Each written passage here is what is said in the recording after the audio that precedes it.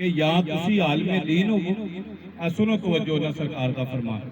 سرکار نے فرمایا میرے غلاموں صبح اس حال چ کرو کہ یا تسی عالم دین ہو، یا تسی طالب علم ہو، یا تسی انہاں دے لاگے بیٹھن والے ہو، تے یا تسی انہاں دے نال محبت کرن والے ہو.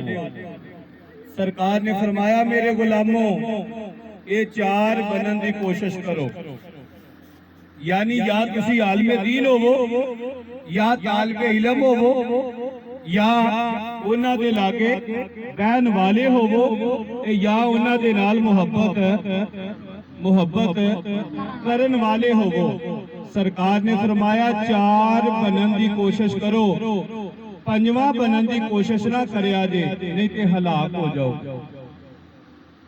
یہ چار بنن دی کوشش کرو، یعنی یا عالم دین بن جاؤ، یا طالب علم بن جاؤ، یا انہاں دے نال محبت، یا انہاں دے لاگے بہن والے بن جاؤ، یا انہاں دے نال محبت کرن والے بن جاؤ.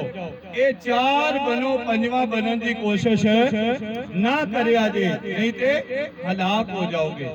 یہ اللہ دا شکر ہے کہ کوئی نہ کوئی انہاں دے وچ سعادت سانو حاصل ہے. علماء دی صحبت بہنا، انہاں نال محبت کرنا. طالب علم ویسے ہی بندہ محبت والا ساری زندگی طالب علم ہی رہنا، ساری زندگی وہ خواہش ہوتی ہے کہ کوئی نہ کوئی مسئلہ، کوئی نہ کوئی گل جیڑی ہے وہ میں سکھ لواں. یہ ساری خوش نصیبی ہے.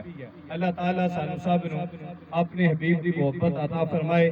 بلا تاخیر استاد محترم حضرت علامہ مولانا علامہ محمد طارق جلالی صاحب. نعرہ